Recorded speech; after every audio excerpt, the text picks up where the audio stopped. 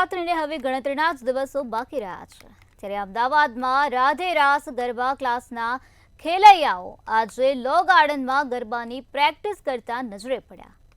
તેઓ દર વર્ષની જેમ આ વર્ષે પણ પરંપરાગત સ્ટેપ્સની અંદર વેસ્ટર્ન સ્ટેપને મર્જ કરીને અવનવા સ્ટેપ લઈને આવ્યા છે. તેમજ આ વર્ષે 1, 2 અને 3 તાળી તથા 6 તાળી તેમજ ટેટુડો, ડોડિયું સહિતના ગરબાના નવા સ્ટેપ જોવા મળશે. તો આ વર્ષે સરકાર દ્વારા 5 વાગ્યા સુધી ગરબા રમવાની છૂટ મળતા ગરબા પ્રેમીઓમાં ભારે ઉત્સાહ જોવા મળી રહ્યો છે.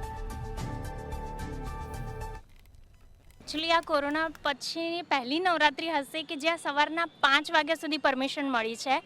તો અત્યાર સુધી 12 વાગ્યા સુધીની જ પરમિશન હતી રાતના. તો અમે લોકો તો બહુ જ ખુશ છીએ, કારણ કે અમને એવું હતું કે કદાચ પરમિશન મળશે ને મળી ગઈ છે. તો અમારી મહેનત સફળ છે કે અમે જે વધારે પ્રેક્ટિસ કરી છે તો નવરાત્રિના 9 દિવસ અમને વધારે ગરબા રમવા મળી શકશે. ઉત્સાહ બહુ જબરજસ્ત છે દર વર્ષની જેમ કે અમે લોકો મતલબ હું મારી વાત કરું તો 2010થી લઈને અત્યાર સુધી અમે લોકો મતલબ ગરબા રમીએ છીએ, ગ્રુપ સાથે જઈએ છીએ અને અવનવા ટ્રેડિશનલ જે કપડાં વગેરે છે એ પણ અમે લોકો અહીંયા વેર કરીએ છીએ અને સાથે સાથે બહુ જ અવનવા સ્ટેપ્સ જેમ કે આજે ટેટુડો છે, ઉડો છે, રાઈટ, અને ઘણા બધા અત્યારે નવા અવનવી જે પરંપરાગત પહેલાંની જૂની ઢબ જે છે એ સ્ટાઇલો પણ અમે લોકો મેશઅપ કરીએ છીએ અને સાથે સાથે 3 તાળી જે છે, રાસ છે, ઘણી બધી અવનવી સ્ટાઇલો અમે મેશઅપ કરીને આ વખતે નવી સ્ટાઇલો ક્રિએટ કરી છે. નવલી નવરાત્રિની હવે જ્યારે ઘડીઓ ગણાઈ રહી છે ત્યારે ખેલૈયાઓમાં ભારે ઉત્સાહ છે. જો વાત કરવામાં આવે તો ખેલૈયાઓ અત્યારે હાલ લો ગાર્ડન ખાતે ગરબાની પ્રેક્ટિસ કરી રહ્યા છે અને આ રાધે રાસ ગરબા ગ્રુપના ખેલૈયાઓ છે.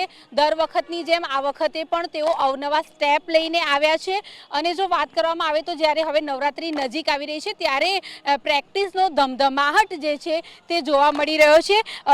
અંકિતભાઈ વાઘેલા જે આયોજક છે આ ગરબા ગ્રુપના, એમની જોડે આપણે વાત કરીશું. અંકિતભાઈ, આ વખતે કયા નવા સ્ટેપ લઈને આવી રહ્યા છો?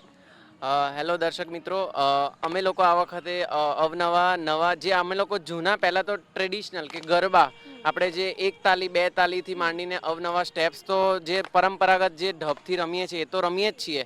પ્લસ અમે લોકો દર વર્ષે જે પણ ટ્રેન્ડ નવો આવે, નવા સોંગ્સ રિલીઝ થાય છે તો એને રિગાર્ડિંગ અમે લોકો નવા સ્ટેપ્સ ક્રિએટ કરતા હોઈએ છીએ. જેમ કે આ વખતે સામી 2 આવ્યું છે, ધેન આફ્ટર આ વખતે ગલગોટો સોંગ લોન્ચ થયું છે, પછી આ વખતે બહુ બધા નવા સ્ટેપ્સ આવ્યા છે તો એમાં અમે લોકો નવી ક્રિએટિવ સ્ટેપ ને ક્રિએટિવિટી અમારી લોકોની એમાં દર્શાવતા હોઈએ છીએ. આપણે 3 તાલીનો ખૂબ જ ક્રેઝ હોય છે, તમે 3 તાલીમાં કયા નવા સ્ટેપ લાવ્યા છો? 3 તાલીમાં અમે લોકો ઢબ લાવ્યા છીએ, પછી 3 તાલીમાં 3 તાલી હીંચ અને એનું મેશઅપ લાવ્યા છીએ અને ગલગોટામાં એનું મેશઅપ અમે લોકો આખું પ્રેઝન્ટ કરીએ છીએ.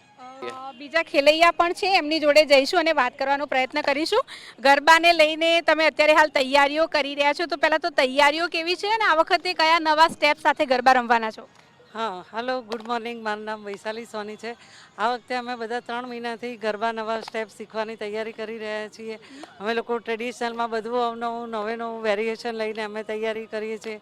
એમ કે આ વખતે ગવર્મેન્ટે પરમિશન પણ આપી છે કે સવારના 5 વાગ્યા સુધી અમે ગરબા ગઈશું બધા, એટલે અમે વધારે લોકો બધા ઉત્સાહમાં છીએ. એમ કે પણ બસ ખાલી એક જ વાતનું ટેન્શન છે કે ભાઈ કદાચ નવરાત્રિમાં શરૂઆતના 2-3 દિવસે વરસાદ ના આવે બસ. પરંતુ જો વાત કરવામાં આવે તો ક્યાંક ને ક્યાંક વરસાદનો ડર પણ છે, કારણ કે હવામાન વિભાગે પણ જણાવ્યું છે કે કદાચ નવરાત્રિમાં વરસાદ વરસી શકે છે. તો પણ ખેલૈયાઓમાં એટલો ઉત્સાહ છે કે નવરાત્રિમાં ગરબા તો તેઓ રમશે જ. તે અત્યારે હાલ આજે રાધે રાસ ગરબા ગ્રુપ છે તેમના દ્વારા ગરબાના અવનવા સ્ટેપની જે તૈયારીઓ જે છે તે કરવામાં આવી રહી છે અને હવે જ્યારે નવરાત્રિ નજીક આવી રહી છે તો નવરાત્રિનો ઉત્સાહ જે છે તે તેમના ચહેરા ઉપર ચોખ્ખો જોવા મળી રહ્યો છે. સાથે જો વાત કરવામાં આવે તો મા અંબાની આરાધના સાથે ગરબા કરવાનો ઉત્સાહ તેઓમાં ખૂબ જ બમણો જે છે તે જોવા મળી રહ્યો છે.